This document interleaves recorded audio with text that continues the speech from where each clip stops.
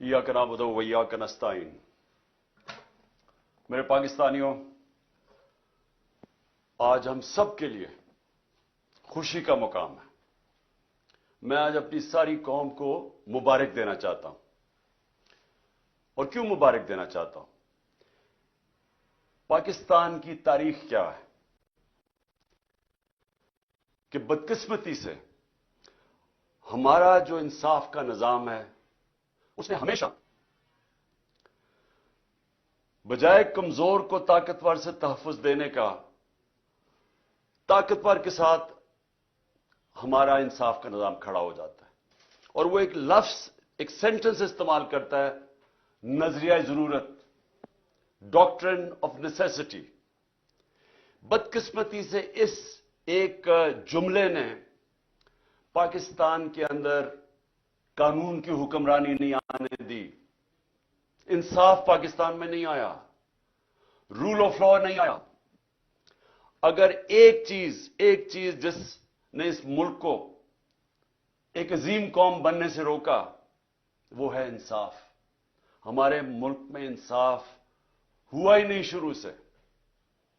एक फैसला हुआ जस्टिस मुनीर का, और उस फैसले की वजह से पाकिस्तान की जमहूरियत कभी भी उधर नहीं पहुंच सकी जिधर उसको होना चाहिए था, क्योंकि उस फैसले ने नजरिया जरूरत को सामने लाके एक पाकिस्तान का जो आइन है उसकी धज्जियां उड़ा दी। तो देखें, सबके लिए मेरा काम है कि आपकी तरबियत करना। मेरी उम्र यह है कि मैं सारी दुनिया देख चुका हूं।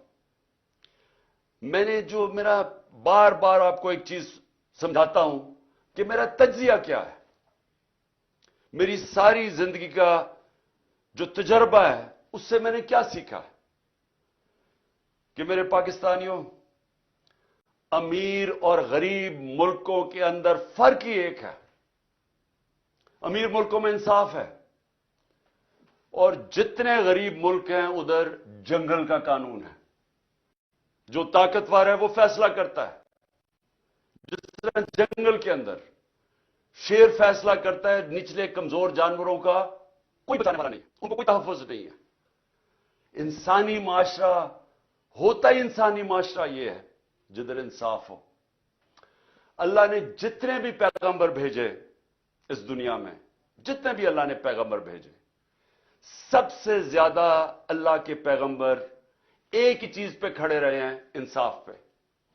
सारे अल्लाह के पैगंबर कमजोरों के साथ खड़े थे, सब जुल्म के खिलाफ खड़े हुए थे। सबकी कोशिश यह थी कि इंसानी माशरे में इंसाफ हो। जो बहुत बड़ा एक मुसलमान स्कॉलर था इब्ने खालदून, जो बहुत दुनिया मानती है इब्ने खालदून को कि एक ऐसा ज़हन था जिसको कहते हैं मॉडर्न हिस्ट्री का बाप कहते हैं, तारीख का बाप समझा जाता है। वो कहता है, जितना भी मेरा तज्जिया है, कुरान पढ़ के मेरा जितना भी तज्जिया यह है कि अल्लाह का हुक्म है कि मेरी जमीन पर इंसाफ कायम करो। और इसीलिए मेरे नबी सल्लल्लाहु अलैहि वसल्लम ने मदीना की रियासत में सबसे पहली चीज अदल और इंसाफ कायम किया।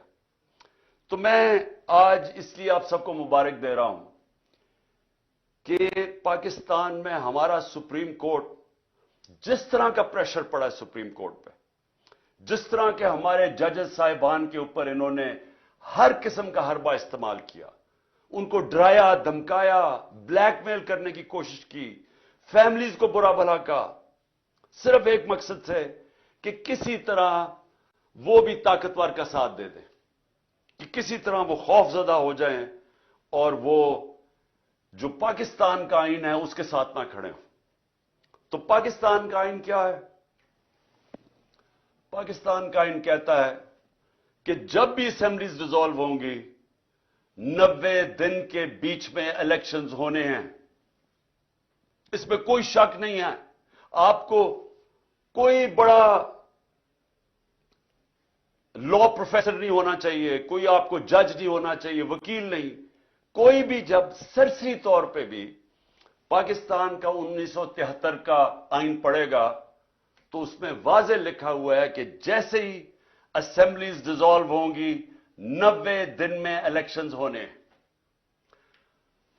جب ہم نے شروع میں جب ہماری گورنمنٹ گرائی گئی تو ہم نے کہا کہ الیکشنز کرواؤ کیونکہ پاکستان جب تک سیاسی طور پہ استحکام نہیں آئے گا پاکستان معاشی طور پہ ڈوبتا جائے گا. تو ہمیں ان کے نون لیگ کے بڑے بڑے سربراہوں نے لیڈرز نے کیا کہا, ان کی سوشل میڈیا پہ چلے جائیں, ان کی سٹیٹمنٹس پڑھ لیں. انہوں نے کہا جی اپنی گورنمنٹس ڈیزالو کرو, اپنی گورنمنٹس ڈیزالو کرو اگر آپ الیکشن چاہتے ہیں. ہم نے اپنی گورنمنٹس ڈیزالو کر دی. قانون کے ماہرین سے ہم نے پوچھا کہ کیا کوئی گنجائش تو نہیں قانون میں کہ ایک دفعہ گورنمنٹ ہم ڈیزالو کریں گے تو 90 دن کے اندر الیکشنز ہوں گے, کوئی گنجائش تو نہیں اس میں؟ سارے ماہرین نے کہا کہ کوئی گنجائش نہیں. ہم نے اپنی گورنمنٹ ڈیزالو کر دی. اور اب جیسی گورنمنٹ ڈیزالو کی تو وہی نون لیگ کے سربراہ شروع ہو گئے کہ نہیں جی الیکشن ہونے نہیں ہیں. اور الیکشنز کیوں نہیں ہونے؟ کیوں نہیں ہونے الیکشنز؟ خوف زدہ ہیں, ڈرے ہوئے ہیں, سب کو خوف ہے, کم پہ ٹانگ رہی ہیں کہ اگر 37 بائی الیکشن میں سے 30 ہار گئے ہیں, اسٹیبلشمنٹ ان کے ساتھ, الیکشن کمیشن ان کے ساتھ, حکومتیں ان کے ساتھ 37 میں سے 30 بائی الیکشن ہار چکے, تو ڈرے ہوئے ہیں. جو بھی سروے آتی ہے اس میں اتنا پیچھے رہ گئے ہیں کہ ان کو پتا کہ الیکشن میں ان کی تباہی ہے. تو اپنے آپ کو بچانے کے لیے یہ پاکستان کے آئین کے خلاف جا رہے ہیں کہ کسی طرح یہ بچ جائے. یہی گورنمنٹ تھی. ہمارے خلاف سپریم کورٹ کا فیصلہ آتا ہے آج سے 1 سال پہلے. میں الیکشن اناؤنس کر دیتا ہوں, یہ سپریم کورٹ میں چلے جاتے ہیں. اس سے زیادہ چیز, جمہوری چیز کیا کہ اب عوام کو فیصلہ کرنے دو. جب انہوں نے ہماری گورنمنٹ گرائی, عوام کو فیصلہ کرنے دو. آکشن سے گورنمنٹ نہ بنے کہ آپ ضمیر خریدیں پالیٹیشنز کے, ان کو 20-20 کروڑ روپے دے کے ان کے ضمیر خرید کے گورنمنٹ گرائیں. ہم نے کہا الیکشن کرواؤ, عوام کو سلیکٹ کرنے دو. لیکن یہی جج بیٹھے ہوئے تھے تب, اور انہوں نے فیصلہ کیا کہ نہیں, ہم نے غلط گورنمنٹ گرائی ہے. انہوں نے شہباز شریف کو بحال کروا دیا. اور آج گورنمنٹ اس سپریم کورٹ کے سو موٹو فیصلے کی وجہ سے آج بنی ہوئی ہے.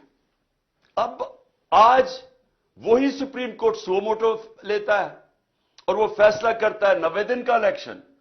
اور اب یہ سارے کھڑے ہو گئے اور اب پارلیمنٹ میں ریزولوشن, کیبنٹ فیصلے کر رہی ہے کہ ہم مانتے نہیں ہیں سپریم کورٹ کا فیصلہ. جب فیصلہ ہمارے ساتھ ہے تو ٹھیک ہے, جب سپریم کورٹ ہمارے خلاف فیصلہ کرے تو ان کے بچوں کو, ان کو, فیملیز کو برا بھلا کہو, بلیک میل کرو. یہ مافیاز ہیں. ان کو ایک سپریم کورٹ کے جج نے بالکل ٹھیک کہا تھا, سسلین مافیا ہے. جو آپ بیٹھے ہوئے مافیا کی اگر آپ کو مطلب بھی سمجھ, وہ کیا ہے مافیا؟ مافیا وہ ہوتا ہے, وہ جب اپنے کام کروانے کے لیے یا تو لوگوں کی قیمت لگاتا ہے, ضمیر کی, ان کو خریدتا ہے, رشوت دیتا ہے, جو یہ شریف اور زرداری 30 سال سے کر رہے ہیں, یا یہ رشوت دیتے ہیں, اور یا پھر ان کو بلیک میل کرتے ہیں, دھمکیاں دیتے ہیں, ان کو خوف زدہ کر کے ان کو راستے سے ہٹاتے ہیں. مافیا اس طرح آپریٹ کرتا ہے. اور یہ بھی وہی کر رہے ہیں کہ جب انہوں نے دیکھا کہ سپریم کورٹ کا جج اور ججز ان کی بلیک میل میں نہیں آئے تو ہر قسم کی ان کے اوپر اٹیک کیا. 1 سال پہلے ہم خوش نہیں تھے جب سپریم کورٹ کا فیصلہ ہمارے خلاف آیا. آپ میری ساری سٹیٹمنٹس دیکھ لیں. تکلیف صرف مجھے تھی کہ رات کے 12 بجے عدالتیں کھلی, صرف اس کی تکلیف تھی. باقی ہم نے سپریم کورٹ کا فیصلہ تسلیم کیا, کسی جج کو برا بھلا نہیں کہا, بلکہ کوشش کی کہ ہماری عدلیہ کی رسپیکٹ ہو پاکستان میں. کیونکہ میں تو 27 سال پہلے جب اپنی جہاد شروع کی تھی اس کا نام تھا انصاف کی تحریک. اس کا مطلب ہے رول آف لا، قانون کی حکمرانی. یہ 27 سال پہلے شروع کی تھی. جس طرح میں نے شروع میں کہا، میری زندگی کا تجربہ تھا کہ جب تک ہمارے ملک میں انصاف کا نظام، قانون کی حکمرانی نہیں آتی، ہم اسی طرح ہی ہاتھ پھیلائے ہوئے دنیا کے سامنے پھرتے رہیں گے. میں ایک بار بار مثال دیتا ہوں، میں پھر سے آپ کو دینا چاہتا ہوں کہ دیکھیں، انصاف پہلے، خوشحالی بعد میں. مدینہ کی ریاست میں نبی صلی اللہ علیہ وسلم نے پہلے انصاف قائم کیا، پھر خوشحالی آئی. آپ کے سامنے پاکستان کی میں صرف مثال اس لیے دیتا ہوں کہ انصاف کے انڈیکس کے اندر، یعنی جو دنیا میں کن ملکوں میں کتنا کتنا انصاف ہے، اس کا بنا ہوا ہے، ایک ٹیبل بنا ہوا ہے. دنیا میں سب سے زیادہ جس ملک میں انصاف ہے، رول آف لا ہے، وہ ہے ڈنمارک. ڈنمارک 140 ملکوں میں نمبر 1 ہے. پاکستان 140 ملکوں میں 129 نمبر پہ ہے. وہی ڈنمارک، اس ڈنمارک کے اندر اوسط آمدنی، یعنی ایک ایوریج آمدنی اس ملک میں وہ کتنی ہے؟ $66,600. پاکستان میں اوسط آمدنی $1,600 پہ ہے. ہمارے پاس وسائل مقابلہ ہی نہیں آپ کر سکتے ڈنمارک کے مقابلے میں جو ہمارے ملک میں وسائل ہیں. لیکن ادھر دیکھیں خوشحالی اور ہمارا حال دیکھیں. تو اس پاکستان کے اندر یہ جو سپریم کورٹ کا فیصلہ آیا، یہ اس لیے خوشائن ہے کہ ہم اس طرف جا رہے ہیں، قانون کی حکمرانی کی طرف.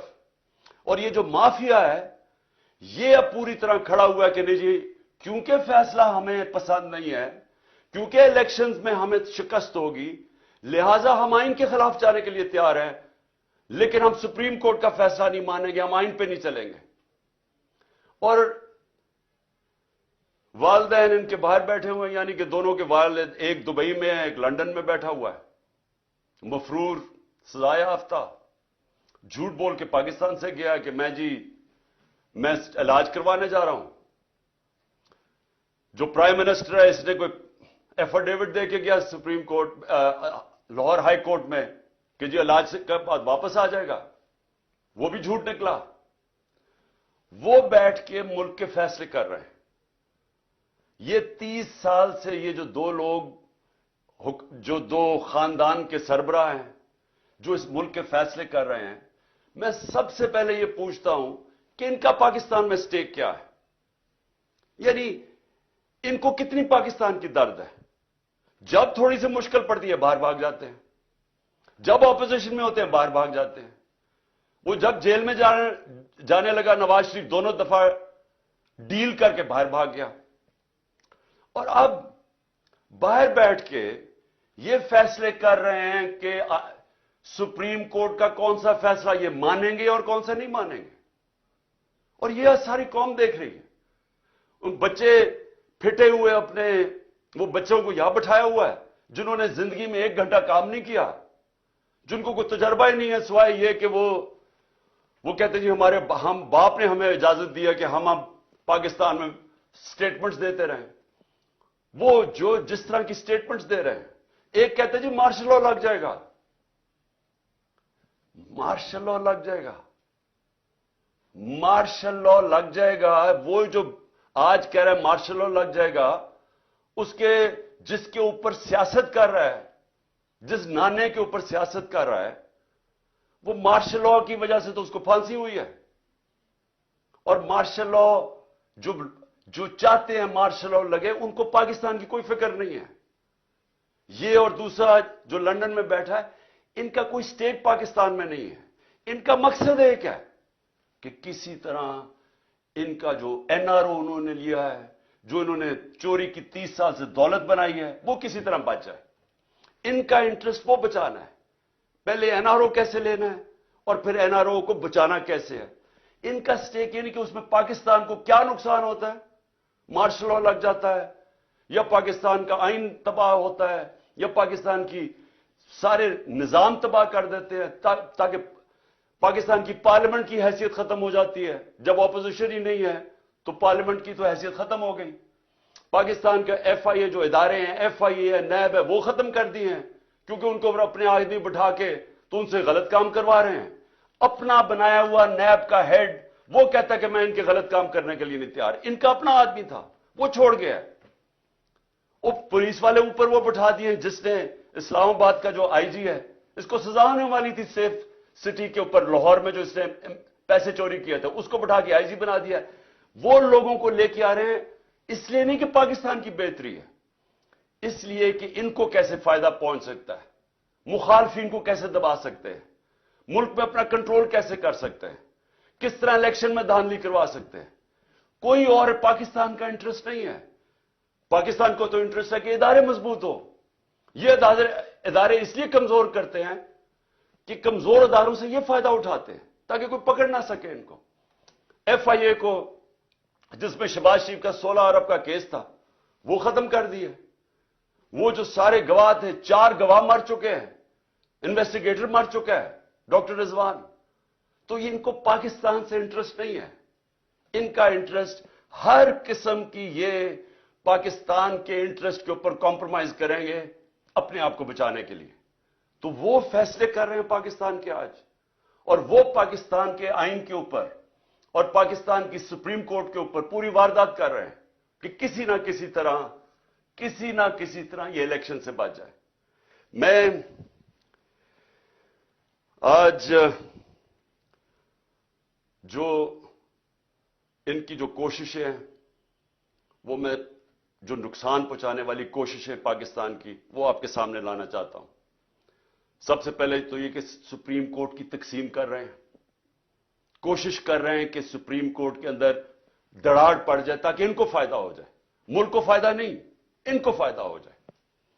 یہی جب 99 کے اندر ہوا تھا, جسٹس سجاد علی شاہ کا جو سپریم کورٹ کو انہوں نے اٹیک کیا تھا, تب بھی انہوں نے سپریم کورٹ کو تقسیم کیا, اس لیے کہ ایک چیف جسٹس فیصلہ کر رہا تھا نواز شریف کے کنٹیمپٹ کیس پہ. اس چیف جسٹس کو ڈنڈوں سے پہلے بھگایا اور پھر رشوت دے کے اس کو چیف جسٹس کو فارغ کیا. اب پھر کوشش کر رہے ہیں سپریم کورٹ پہ, اور ہم دعا کرتے ہیں اللہ سے کہ ہمارا سپریم کورٹ ملک کے بھلے کے لیے یہ اکٹھا رہے گا اور یہ آئین کے اوپر کھڑا رہے گا. ہم یہ دعا کرتے ہیں. اور ان کا دوسری کیا کوشش ہے کہ جو ملک کی سب سے بڑی جماعت ہے اس کے بیچ میں اور پاکستان کے اسٹیبلشمنٹ ادارے, فوج کے ادارے کے بیچ میں فاصلے بڑھائے جائیں, مس انڈرسٹینڈنگ کریٹ کی جائے, کسی نہ کسی طرح آپس میں یہ دو ٹکرا جائیں. ان کو یہ نہیں فکر کہ پاکستان میں یہ ہو چکا ہے ایک دفعہ. جب 1970 میں جو پاکستان کی سب سے بڑی پارٹی جب الیکشن جیت گئی تو تب بھی یہ کیا گیا تھا ذاتی مفادات کے لیے. اس سب سے بڑی پارٹی کو فوج کے ساتھ ٹکرا دیا ان لوگوں نے جنہوں نے ذاتی فائدے اپنا سوچا تھا, اور پاکستان ٹوٹ گیا تھا.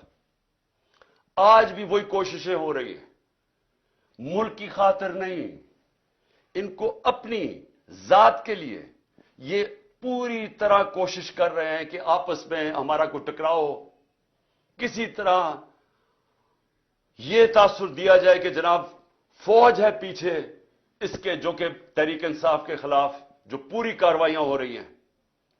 جو بھی ہمارے خلاف ہوتا ہے, پولیس جب ہمارے خلاف کارروائی کرتی ہے تو پولیس والوں سے پوچھتے ہیں, وہ کہتے ہیں جی ہمیں پیچھے سے حکم آیا ہے. میری جو جے آئی ٹی بنی, جنہوں نے مجھے قتل کرنے کی کوشش کی, جے آئی ٹی کا جب ریکارڈ تو ختم کر رہے تھے, جب جے آئی ٹی کی جو فائنڈنگز تھی اس کو ختم کر رہے تھے, تو جب وہ ان سے پوچھے وہ کہ جی ہمیں ادھر سے اوپر سے حکم آیا ہے. جو میرے گھر کے اوپر حملہ ہوا وہ کہتے جی پیچھے سے حکم آیا ہے. جو جوڈیشل کمپلیکس میں میرے اوپر پوری طرح تیار کیا ہوا تھا مارنے کا یا جو بھی پکڑ کے لے جانے اغوا کرنے کا, ان سے پوچھا, انہوں نے کہا جی پیچھے نامعلوم افراد تھے. جو بھی ہو رہا ہے اس وقت کیسز ہیں 143 کیسز میرے اوپر, وہ کہتے ہیں جی پیچھے سے ہے. تو یہ جان کے کیا جا رہا ہے, اپنے آپ کو بچانے کے لیے ملک کو تقسیم کیا جا رہا ہے, اپنی ذات کے لیے کسی طرح ان کے این آر او ان کا بچ جائے اس کے لیے, اور الیکشن نہ ہو اس کے لیے پوری کوشش کر رہے ہیں کہ سب سے بڑی پارٹی اور اس کے بیچ میں جو پاکستان کی اسٹیبلشمنٹ اس کے بیچ میں نفرتیں بڑھتی جائیں. کیا اس میں ملک کا فائدہ ہے؟ کیا کوئی بھی پاکستان کا سوچے گا وہ چاہے گا یہ ہو؟ یہ چاہیں گے, کیونکہ ان کا, پھر سے میں کہتا ہوں, ان کا پاکستان میں کوئی سٹیک ہی نہیں ہے. جب اربوں ڈالر باہر پڑا ہے, پراپرٹیز باہر پڑی ہیں, ان کی بزنسز باہر ہیں, ان کی شاپنگ باہر ہے, ان کا رینز, ان کی چھٹیاں باہر ہیں, ان کی سرجریز باہر ہیں ملک سے, ان کو کیا انٹرسٹ ہے کہ پاکستان میں کیا ہو؟ جب سے یہ آئے ہیں میرے پاکستانیوں, جب سے یہ آئے ہیں یہاں 1 سال ہو گیا, ڈالر کے مقابلے میں جو ہمارا روپیہ گرا ہے وہ 105 روپے گر چکا ہے. یعنی اگر آپ کے بینک کے اندر سال پہلے اگر آپ 100 روپیہ پڑا تھا تو اس کی خریدار کی جو قیمت رہ گئی ہے وہ صرف 65 روپے رہ گئی ہے. آپ کی جو دولت ہے اس کے اندر 100 میں سے 35 روپے غائب ہو گئے ہیں. ان کو کیا فرق پڑا ہے؟ ان کو تو ڈالروں میں پیسے پڑے ہوئے ہیں. تو یہاں تو ساری قوم کی دولت میں کمی ہوئی, لیکن ان کے تو اضافہ ہو گیا. ان کی جو دولت ہے وہ ڈالرز میں, ان کے تو 35 روپے کا اضافہ ہو گیا. قوم غریب ہو گئی, یہ ان کو فائدہ ہے. تو ان کا کیا انٹرسٹ ہے پاکستان میں؟ اس طرح ہی جو ہماری معاشی حالات ہیں, کبھی پاکستان میں تو نہیں, مجھے تو نہیں یاد کہ لوگ آٹے کی لائنوں پہ کھڑے ہیں. 20 سے زیادہ اوپر اموات ہو چکی ہیں لوگوں کی آٹوں کی لائنوں کے اندر. اس طرح یعنی آٹا بھی اگر ڈسٹریبیوٹ کرنا تھا تو اس طرح لوگوں کو ذلیل کر کے کرنا تھا. کورونا کے دوران 14,000 روپیہ ہم نے دیا خواتین کو. آپ ابھی سے تصویریں دیکھ لیں, ان کو اسکولوں میں بلاتے تھے, باعزت طریقے سے ان کو بٹھاتے تھے, بینک وہاں بیٹھا ہوا تھا, ادھر سے ان کو کیش دیتے تھے.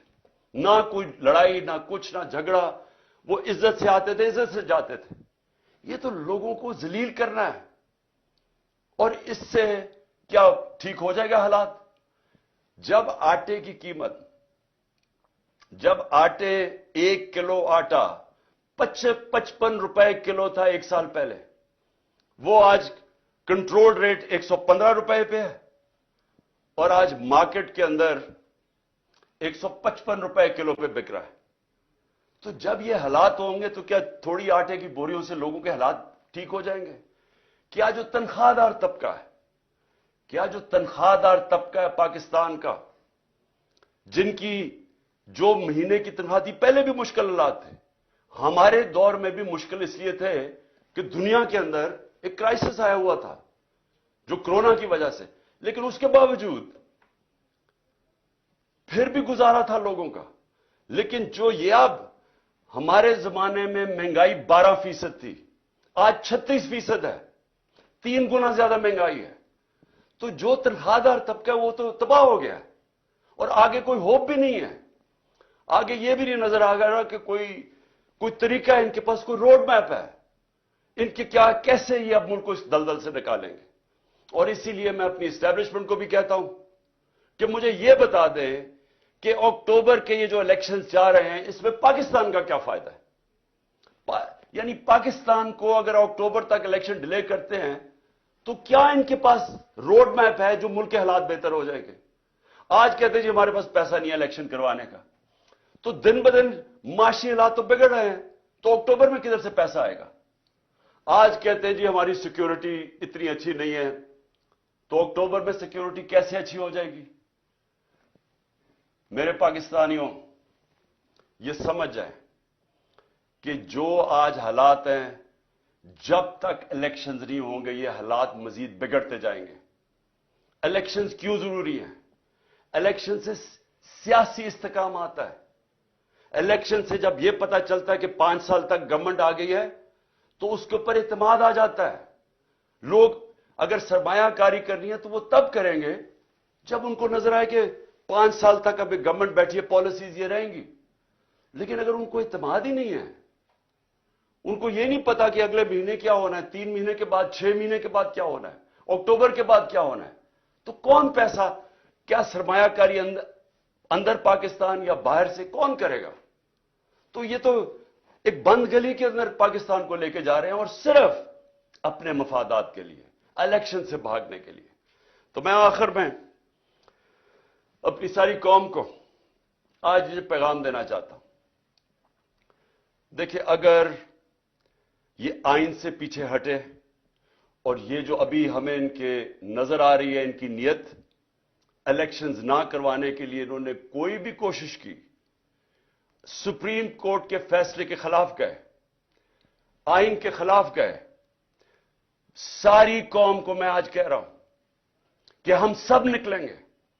ابھی سے آپ اپنی تیاری کریں, کیونکہ اب اگر ہم نہ نکلے تو اور چھوڑے, اللہ معاف نہیں کرے گا ہمیں, کیونکہ اوپر والے کا حکم ہے کہ حق اور انصاف کے لیے کھڑے ہو. اللہ کا حکم ہے کہ آپ کے ملک میں انصاف ہوگا تو آزاد ہوں گے. دیکھیں, آزادی کیوں, آزادی کے لیے جب انسان جدوجہد کرتا ہے اور وہ اس کی جان چلی جاتی ہے تو اس کو شہید کہتے ہیں. پیغمبروں کے بعد سب سے بڑا رتبہ شہید کا ہے. تو کتنی بڑی اللہ نے ہمارے پہ فرض کیا ہوا ہے کہ آپ انصاف کے لیے, اپنی آزادی کے لیے جدوجہد کریں, اور ہماری بہتری کے لیے اس نے کہا ہے. ہم اگر یہ جو ناانصافی کرنے جا رہے ہیں اور یہ جو کوشش کر رہے ہیں کہ دھمکیاں دے کے کسی نہ کسی طرح سازشیں کر کے کسی نہ کسی طرح الیکشن سے نکلیں, اور اگر ہم نے ان کو کامیاب ہونے دیا تو نہ اللہ معاف کرے گا, نہ تاریخ ہمیں معاف کرے گی, نہ آپ کی آنے والی نسلیں آپ کو معاف کریں گی. کیونکہ انصاف ہے, آئین ہے تو انصاف ہے, کیونکہ آئین بتاتا ہے کون سے قانون پہ ملک چلتا ہے. قانون آپ کی بنیادی حقوق کی حفاظت کرتا ہے. قانون بتاتا ہے کہ پاکستان میں ملک میں چلنا کیسے ہے. تو جب اگر آئین ہی نہیں ہے تو پھر تو جنگل کا قانون ہے, پھر تو طاقتور فیصلہ کرے گا کہ کون سی آئین کی شک اس نے ماننی ہے اور کون سی اس نے مسترد کرنی ہے.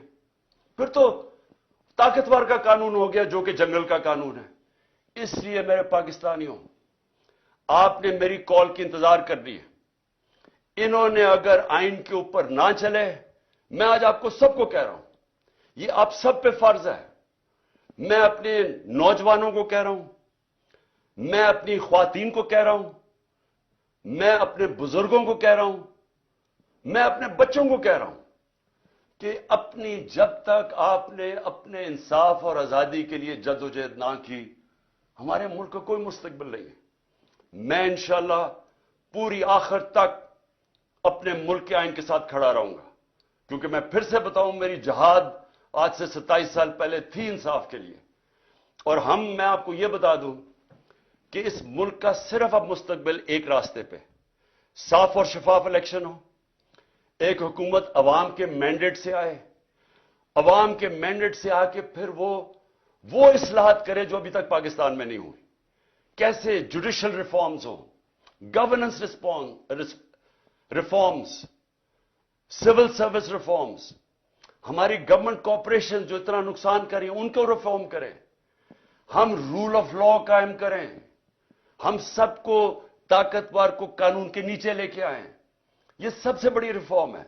ہم ہر ریفارم کریں کہ ایک ملک میں لیول پلئنگ فیلڈ ہو, انصاف کے سامنے سب ایک برابر ہوں. اور میں آپ کو یقین دلاتا ہوں کہ اسی کے بعد پاکستان اٹھے گا. اور وہ اٹھے گا کیسے؟ سب سے پہلے بیرون ملک پاکستان میں سرمایہ کاری کریں گے. 1 کروڑ بیرون ملک پاکستانی ہے, جو ان کے پاس ڈالرز ہیں. سارے پاکستان میں کم ڈالرز ہیں 22-23 کروڑ لوگوں کے, جو صرف 1 کروڑ لوگوں کے پاس ڈالرز ہیں. وہ لوگ وہ جیسے پاکستان میں انویسٹمنٹ کریں گے, جس وقت وہ پاکستان میں انویسٹمنٹ شروع کریں گے, ہمارا یہ ڈالر کا مسئلہ حل ہو جائے گا.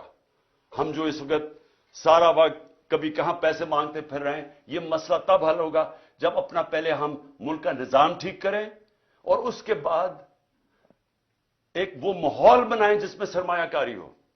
اور وہ سرمایہ کاری کے ماحول کے اندر جو سب سے پہلے اس ملک میں سرمایہ کرے گا وہ بیرون ملک پاکستانی ہے. پھر باہر سے سرمایہ کاری ہوگی. ہندوستان اور چائنا یہ دونوں جب ان کی جب ترقی شروع ہوئی تھی تو سب سے پہلے انہوں نے ماحول بنایا تھا کہ ان کے اپنے لوگ جو باہر بیٹھے ہوئے تھے, ہندوستان سے لوگ باہر, جو چائنا سے لوگ باہر پہلے انہوں نے اپنے ملک میں سرمایہ کاری کی تھی, پھر دنیا سے سرمایہ کار آئے تھے.